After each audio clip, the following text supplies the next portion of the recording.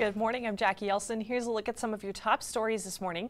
New overnight, 2 people were seriously injured after a motorcycle accident on St. Joseph Avenue near Broadway. According to the St. Joseph Police, just after 1:30 this morning, 2 people on a motorcycle ran into a parked car. They were both transported to Mosaic Life Care with serious injuries. There were no occupants in the car at the time of the crash. The cause of the accident is currently under investigation. As the United States begins to move away from the pandemic, the CDC continues to analyze the trends of cases. The agency says that at least 60% of Americans have been infected with COVID-19 at some point within the last 2 years. Just 5 months ago, that number was just 1 in 3, meaning cases nearly doubled since last December. Health experts say this data indicates just how quick the Omicron variant spread through the country and locally. The CDC's testing looks for antibodies that are produced when a person is infected by the virus.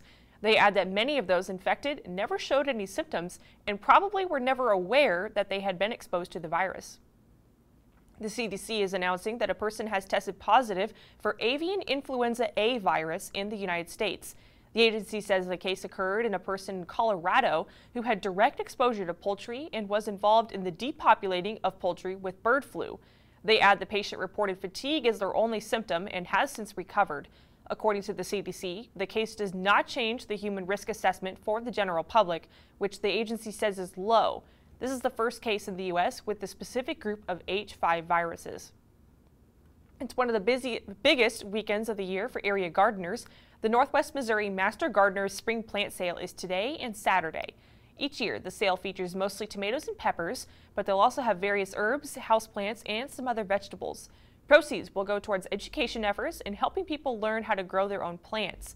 Harvested produce is donated to local food pantries. Last year, they donated 10,000 pounds of food.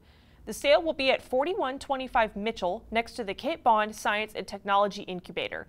The hours will be today from 8 to 4 and Saturday from 8 to 2 or until they're sold out. A local nursing home is restarting its social events for residents coming out the other side of the COVID pandemic. Riverside Place is hosting a spring fling on Sunday. The facility is offering a chance for fun activities for the residents, their families, and the general public. This is the facility's first big event since the COVID lockdown started more than 2 years ago. They're hoping this is just the first of many social events as they transition back to normal.